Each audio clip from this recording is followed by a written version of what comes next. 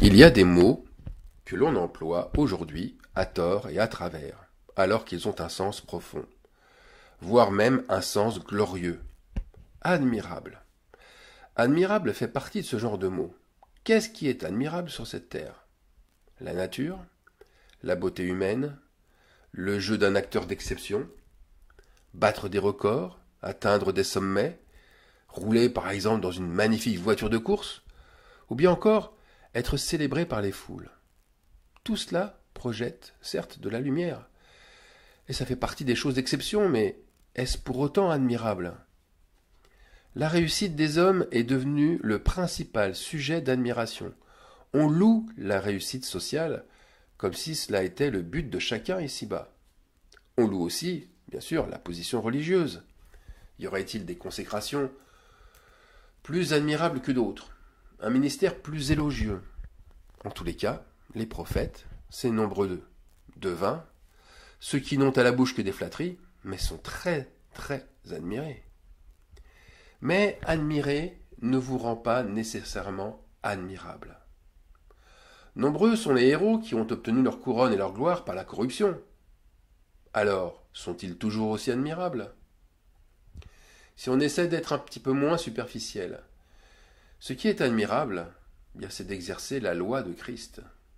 C'est d'aimer son prochain comme soi-même, de s'oublier soi-même pour les autres, de ne pas regarder au temps passé, de ne pas regarder à la sueur dépensée, à l'argent que cela demande, ni ne pas regarder au qu'en dira-t-on.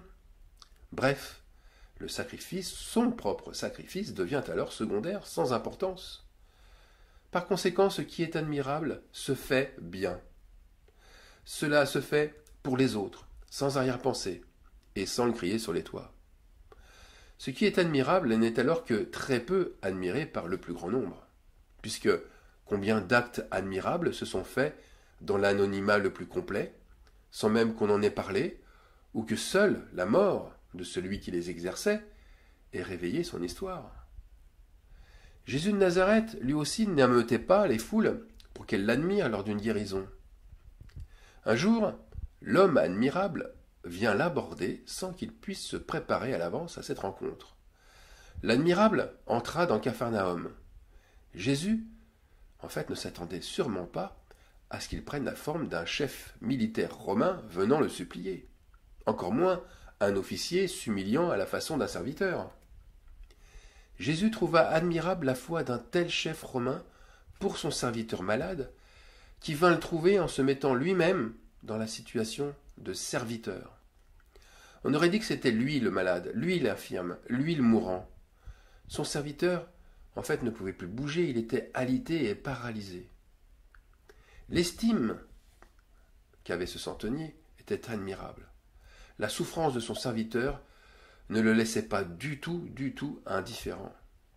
Et sa compassion lui avait ôté toute convenance sociale, puisqu'on aurait pu lui rappeler qu'un soldat de son rang, il a quand même d'autres chats à fouetter que de s'occuper du simple bidasse.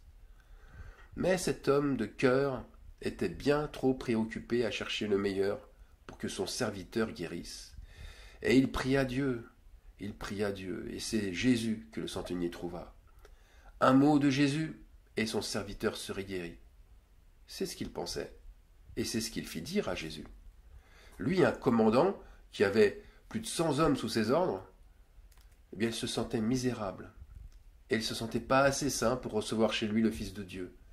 Lui qui était habitué à donner des commandements et qu'ils soient aussitôt exécutés, mais il savait qu'un seul mot venant de Jésus suffirait à sa guérison. Quelle foi véritable, et surtout quelle foi admirable. Pourquoi? Parce que cette foi ne s'embarrasse pas de détails, de questions, de limitations. Elle va droit au but, droit au besoin. Pourtant, c'est quand même choquant. C'est choquant de découvrir Paul, plus tard, l'apôtre, qui écrivant aux Colossiens en les exhortant à être des maîtres justes, à défaut d'être des maîtres admirables.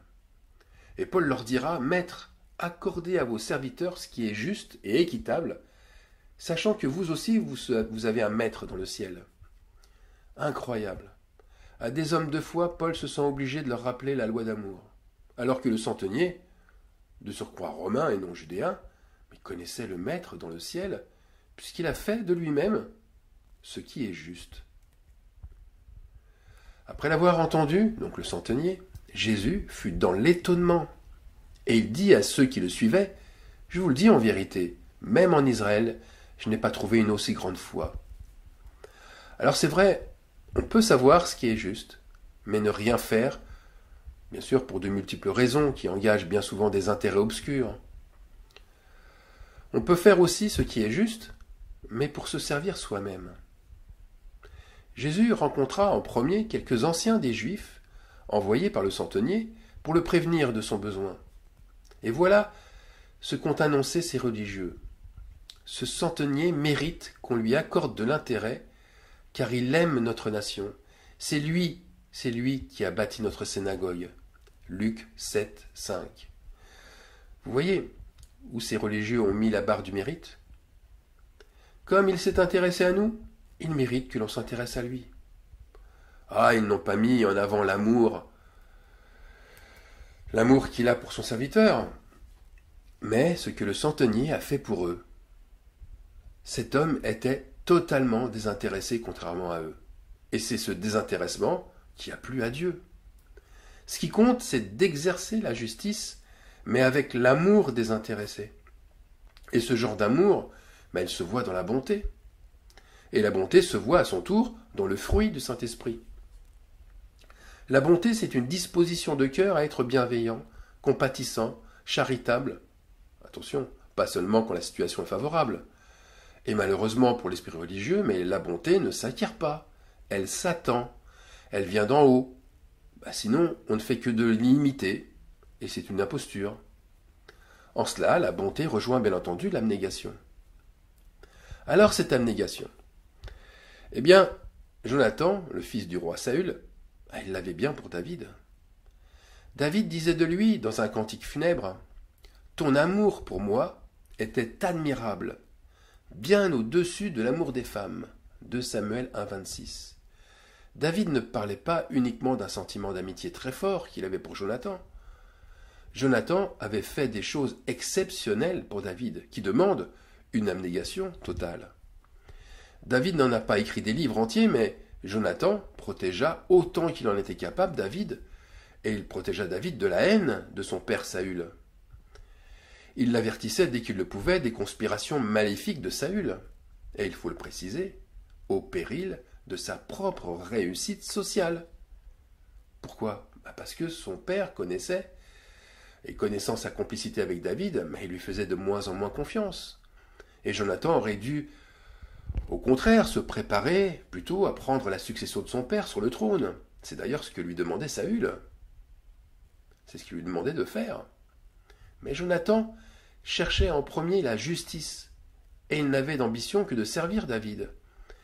Ce qui était admirable, c'est que Jonathan savait qu'il se condamnait en faisant cela, et qu'il préparait la voie royale pour David.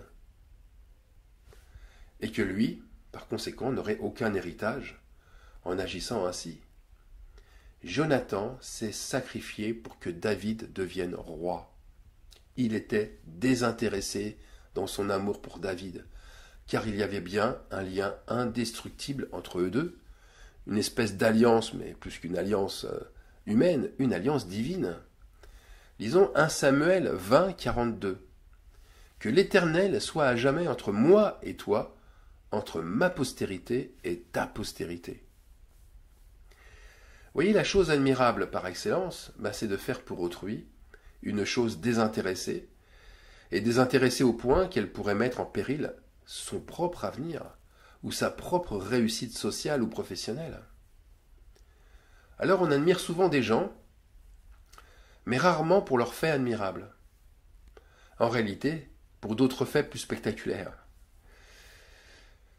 Alors, un exemple frappant, c'est celui du prophète de Juda, Daniel. Daniel. Qui n'admire pas le prophète Daniel pour sa bravoure, notamment face au lion, sa foi qui lui permit d'échapper à une mort certaine? Ne l'admire-t-on pas aussi pour sa sagesse et ses explications sur les visions et sur les songes? Mais Daniel devait être admiré, je précise, admiré sans tomber dans l'idolâtrie. Il devait être admiré pour d'autres faits plus admirables encore. Et oui, des faits que l'on ne met jamais en avant et pourtant qui sont remarquables. Voilà l'un d'eux. C'est Daniel 2, 24. Après cela, Daniel se rendit auprès d'Arjoc, à qui le roi avait ordonné de faire périr les sages de Babylone. Il alla et lui parla ainsi. Ne fais pas périr les sages de Babylone. Conduis-moi devant le roi, et je donnerai au roi l'explication. Daniel, sachant ce que le roi avait ordonné, aurait pu laisser sa justice se faire sur les sages de Babylone, en ne se rendant auprès du commandant du roi Arjoc seulement qu'après l'exécution de leur sentence. Mais Daniel n'a pas méprisé les sages de Babylone, c'est-à-dire les astrologues, les magiciens, les devins. Lui, il s'est empressé, au contraire, de prendre leur défense, pour qu'ils ne soient pas tués. Il a simplement dit au roi qu'ils ne pouvaient, eux, connaître et découvrir ce songe, car seul l'Éternel, qui est dans les cieux, en donne l'explication. Daniel n'a jamais voulu tirer vengeance de sa captivité. Et c'est naturellement qu'il a rendu gloire à Dieu, sans écraser et sans anéantir les faux prophètes, leur laissant le temps de leur repentance et de leur conversion. C'est ça qui était à surligner, le temps de leur repentance et de leur conversion. Voilà pourquoi j'aime ce passage, car mine de rien, il montre Ésaïe, et Ésaïe le nomme ainsi, il montre le Fils qui sera donné, c'est-à-dire l'admirable en premier. Car un enfant nous est né, un fils nous est donné, et la domination reposera sur son épaule. On l'appellera l'admirable. En quoi il est admirable? Eh bien, pour son salut. Christ a donné sa vie pour nous sauver d'une sentence irrévocable, comme ces magiciens, comme ces sages de Babylone. Car ce n'est pas de juger qui est admirable, mais c'est bien de sauver. Alors j'aurais tendance à vous conseiller, pour conclure, ne cherchez pas à être admiré, sinon vous n'aurez pas une foi admirable. Et ne cherchez pas non plus des actes admirables à faire. L'admirable frappe à votre porte sans que vous l'ayez invité auparavant. C'est la situation, c'est le moment, c'est la rencontre qui crée son fait admirable. Cherchez d'abord le royaume de Dieu, comme le centenier l'a fait, comme Daniel ou Jonathan ont été inspirés à le faire, et tout vous sera donné par-dessus. Amen.